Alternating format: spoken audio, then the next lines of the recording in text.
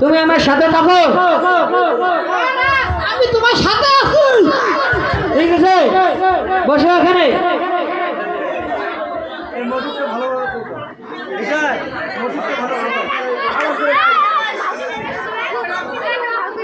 কোথায় গেল আমার মন্ত্রী?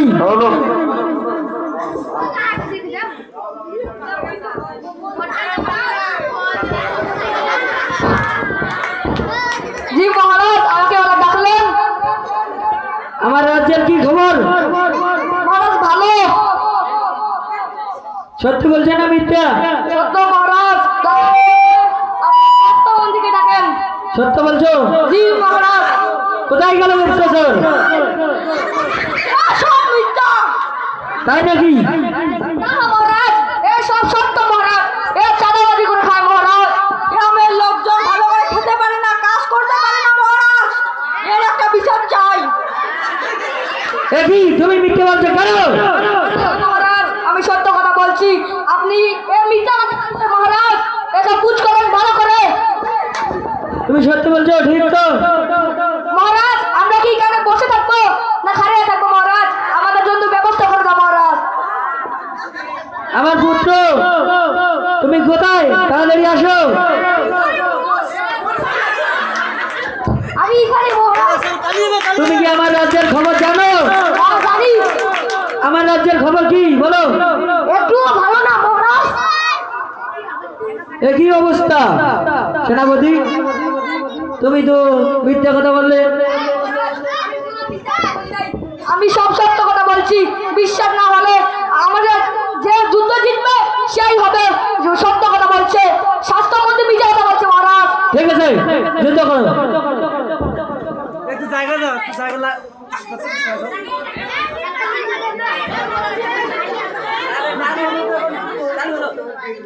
বাজনা দিয়ে চালু হবে যুদ্ধটা।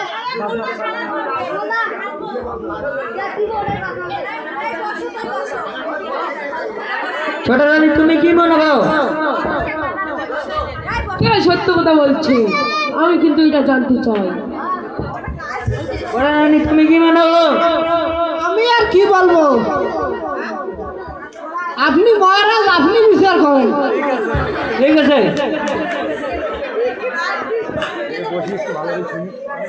তো তোমরা যুদ্ধের জন্য প্রস্তুতি নাও।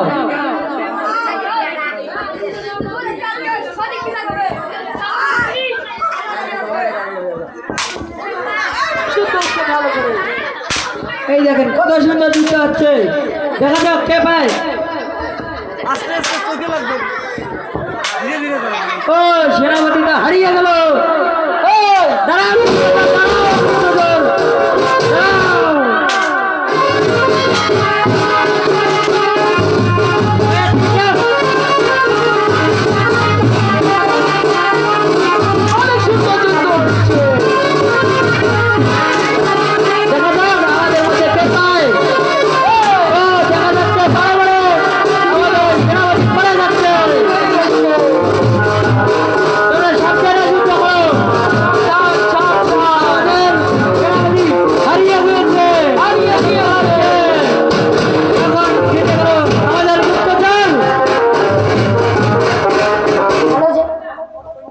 আসলেই সেনাপতি, তুমি আসলেই মিথ্যা কথা বলছো। হ্যাঁ, ঠিক আছে। তাই নাকি? ভুল করে কি করিয়া তো খাল রাস্তাঘাট করিয়েছো বাল সেনাপতি। একটু তুমি কম দেখছেন মহারাজ। ও কত মৃত্যু। ওর একটা বিচার চাই মহারাজ। আপনি কি শাস্তি দেবেন ওকে? দেন তাড়াতাড়ি। ওকে রাজ্য থেকে বহিষ্কার করা হলো।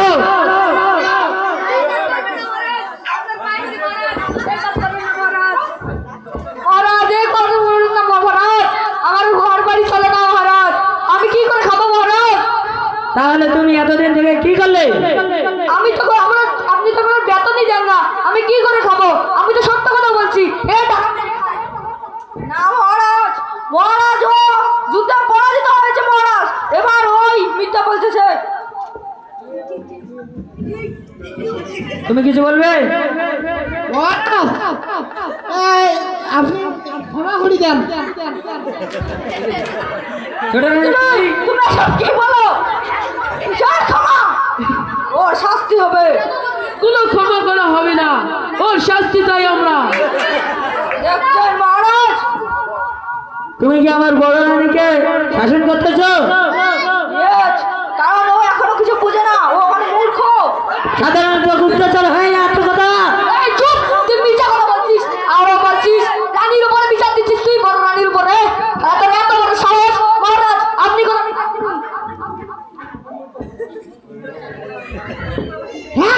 আমাকে এত বড় অপমান কেন? মহারাজ আপনি একটা বিচার করুন। ঠিক ঠিক, তোমার বেতন কমিয়ে দেওয়া হলো। মহারাজ আমাকে অন্তত 10,000 টাকা বেশি দেওয়া মহারাজ। তোমাকে রাজ্যের কাজকর্ম করতে হবে। মহারাজ আমি তো এই পর্যন্ত করে চলছি, কিন্তু এই সেনাপতি টাকা মেরে খায় প্রজাদের কাছ থেকে।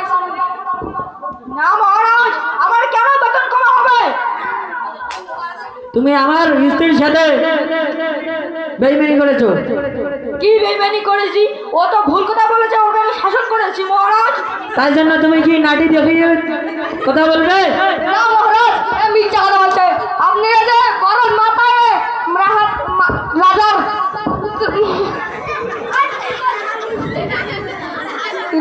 আমার পুত্র কিন্তু খুবই শক্তিশালী। বলো তো তুমি কিছু? ওই বেশি মাস্তানি শুধু একটা ছিঁড়ি ফেলাবো। মহারাজ আপনার পুত্রটাকে আমি কোনো বলছি না, আপনার পুত্রকে শাসন করুন, আমি কথা বলো। ওই ধারি দিচ্ছি না, আমাকে ছিঁড়ি ফেলাও। দেখছেন মহারাজ, আপনার বসে কত খারাপ কথা বলছে। ও তো আসলেই ঠিক বলেছে। মহারাজ আমি কি করলাম? এই তো কথা বলছে আগে, আপনার পুত্রদের কোনো দোষ নাই।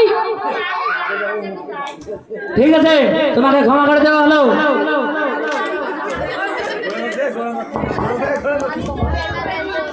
তোমার যেই জায়গায় 50 মোহর বেতন দেওয়া হয়েছে, তাহলে এখন তোমাকে 40 মোহর বেতন দেওয়া হবে। মহারানী তাহলে আমার বেতন কত হবে বলুন আপনি? তোমার বেতন 50টা 50 থাকবে। দেখছেন মহারাজ রানী কি বলেছে, এখন আপনি কি করবেন করুন তাড়াতাড়ি। দেখেন মন্ত্রীর সাথে কি রকম কথা বলছে আপনার ছেলে, কিছু শাসন করুন মহারাজ। বাবা বাবা ঠিক থাকো, বেশি দাঁড়িয়ে করিও না। মহারাজ আগে যদি সেনাপতির কম করে বেতন দেওয়া হোক, তা সেনাপতি এবার থেকে ভিক্ষা করে খাবে মহারাজ। ও ঠিক আছে, একে একটু ভিক্ষা দেন সেনাপতিকে। না মহারাজ, আমি কেন মহারাজ ভিক্ষা করব? আমি শুধু রাজপথে থাকবো, কাজ করব, ধন সম্পদ রত্ন নিব। এ অর্জুন, এ অর্জুন, একটু এদিকে ঘুরে কথা বলো। একটি অবস্থা, রাস্তাঘাট করিয়াছ খাল, এখন প্রজারা আমার খাবে কি বাল?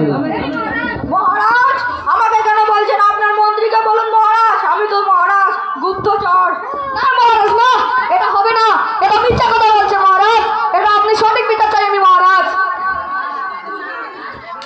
ঠিক আছে, কোনো সমস্যা নেই, তোমাদের দুজন করে আগের মতো বেতন রইবে, তবে আর কোনোদিন মিথ্যা কথা বলবে না। আর আমার সাথে এবং আমার প্রজাদের সঙ্গে কোনো দুশ্চরিত্রা এবং কোনো অভদ্রতা করবে না। জি মহারাজ, আপনার বড় রানীকে অপমান করেছে প্রজাদের সামনে, তাহলে একে উনি বেতন বাড়ালেন কেন মহারাজ? একে একটা সঠিক কথা চাই। তো একটি বিশেষ ঘোষণা, আমাদের এই পশ্চিম মেলাবাড়ি আদর্শপাড়া রাধা গোবিন্দ হরিয়া দুর্গা মন্দিরের সভাপতিকে বিশেষভাবে বলা যাচ্ছে আমাদের সামনে আসার জন্য। আপনি তাড়াতাড়ি আসুন।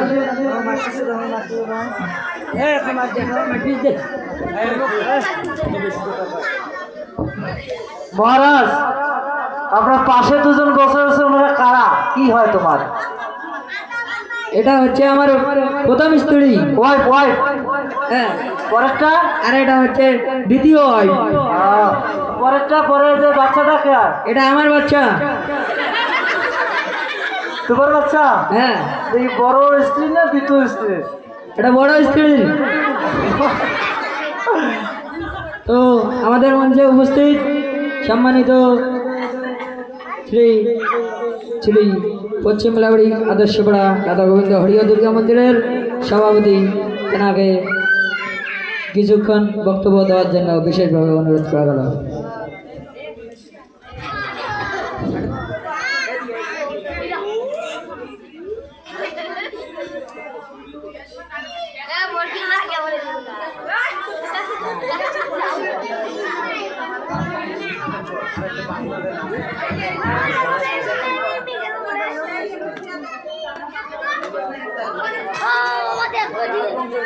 রাজের গুপ্তচর, রাজবংশের গুপ্তচর এটা। হরে কৃষ্ণ। শুধু ভক্ত সজ্জন ও মাতৃমণ্ডলী, আজকে এই পশ্চিম বেলাবাড়ি আদর্শপাড়া রাধা গোবিন্দ হরি ও দুর্গা মন্দির কর্তৃক এই শারদীয় দুর্গা উৎসবের ভক্ত সজ্জন মাতৃমণ্ডলী, আমি সর্বগ্রে গোবিন্দের শ্রীচরণে আমি প্রণিপাত জানিয়ে আপনাদের সকলের মঙ্গল কামনার্থে আমি দুই চারটি কথা বলবো, যেহেতু এখানে মাইকে ডাকা হয়েছে। আজকে এই শারদীয় দুর্গাপূজা উপলক্ষে এতক্ষণ ধরে আপনারা আজকের নবমী তিথিতে সুন্দরভাবে আরতি দর্শন করলেন। তো অত্র এলাকার এই সমাজের এই কচিমণিরা একটি নাটকের আয়োজন করেছেন, সেটা আরতির মধ্য দিয়ে। তো নাটকটির মূল প্রতিপাদ্য হলো রাজা এই সেনাপতিকে বেতন কম দেয়, এই বেতন কমের জন্যই তারা একটা আন্দোলন আপনাদের সামনে তুলে ধরেছেন। ওটাকে কেন্দ্র করে তাদের এই নাটক। তো আমি জানি না তারা এই বিষয়টাকে কিভাবে মাথায় আনলো এবং কিভাবে তারা এই রিহার্সেল দিয়েছে কিনা তাও জানি না। তো যদি রিহার্সেল না দিয়ে থাকে, হট করে ডিসিশন করে এই দশের সামনে উঠে দুই চারটি কথা বলা, এটা কিন্তু ছোট ব্যাপারও নয়, ছোট কথাও নয়। আপনারা যে যতই শিক্ষিত হন না কেন, অ্যালাউন্স করার সাথে সাথে কেউ যদি আসেন, যদি অভ্যাস না থাকে, তাহলে কিন্তু মাউথপিস হাতে নেওয়ার পরে মুখে বা কয় কি, ওই অন্তর বা কাঁপে কি, যদি অভ্যাস না থাকে, সেটা যেই হোক। তো অভ্যাসের দাস মানুষ। যাই হোক, আমি এই কচি এই দলকে তাদের এই উৎসাহ উদ্দীপনায় এই নাটকটি রচনা করা বা এখানে মঞ্চে তুলে ধরা, এর জন্য আমি কমিটির পক্ষ থেকে তাদের আমি সাধুবাদ জ্ঞাপন করছি এবং আমি তাদের আবারও উৎসাহ প্রদান করছি। তারা যেন সামনে, জানি না সামনে আমি থাকবো কিনা বা মনে করেন আপনারা কেউ এর মধ্যে থাকেন কিনা, তার মানে আমার এবং আপনাদের কারোই কিন্তু কোনো ভরসা নাই আমরা কখন চলে যাব। যেহেতু পৃথিবীতে এসেছি মানুষ রূপে, একদিন বিদায় নিতে হবে, এটা সুনিশ্চিত। তো যদি বেঁচে থাকি, আবারও যেন এর চেয়ে কোনো ভালো বিষয় নেই এই পশ্চিম মেলাবাড়ি আদর্শপাড়া রাধা গোবিন্দ হরি ও দুর্গা মায়ের মন্দিরের সামনে সুন্দরভাবে নাটক মঞ্চিত করতে পারে, এই আশা আমি করি। এবং মা বোনদের কচিমণিদের আমি আরও উৎসাহিত করতে চাই, বা উৎসাহিত যাতে আপনারা উৎসাহভাবে এই নৃত্য পরিচালনা এবং এই আরতিগুলো আরও সুন্দরভাবে পরিচালনা করতে পারে, এই আশাবাদ ব্যক্ত রেখে আমি সকলের সুস্বাস্থ্য ও দীর্ঘায়ু কামনা করে আমি আমার সংক্ষিপ্ত কথা সমাপ্তর আগে, যেহেতু মাইকে দু চারটি কথা বলার জন্য হট করে তারা ডিসিশন করে ডাকছে, এখানে তারা 6 জনে এই নাটকটি করেছেন। এই 6 জনকে আমি আমার পক্ষ থেকে ক্ষুদ্র ক্ষুদ্র পক্ষ থেকে আমি কিন্তু আর্থিকভাবে একবারে সচ্ছল না। তারপরে যেহেতু না আমাকে মাইকে ডাকা হয়েছে একটা উপাধি দিয়ে, সেটা হলো মন্দিরের সভাপতি হিসাবে। ওই মর্মে আমি তাদের এই নাটকটা দেখে আমি উৎসাহিত হয়ে তাদেরকে আমি মাত্র 200 টাকা উপহার দিচ্ছি এবং সকল শেষে সবার সুস্বাস্থ্য এবং দীর্ঘায়ু কামনা করে আমি আমার কথা এখানে সমাপ্ত করছি। হরে কৃষ্ণ। ধন্যবাদ অত্র মন্দিরের সভাপতিকে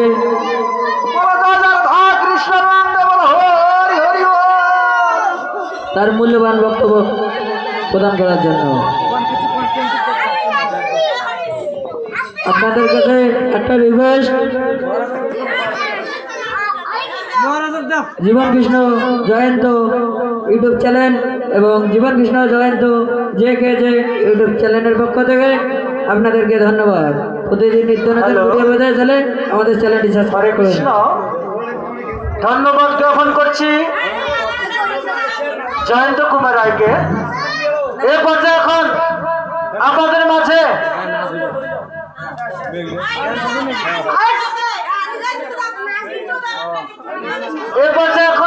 মাঝে গুপ্তচরের মহারাজ নিয়ে একটু দলীয় নৃত্য হবে।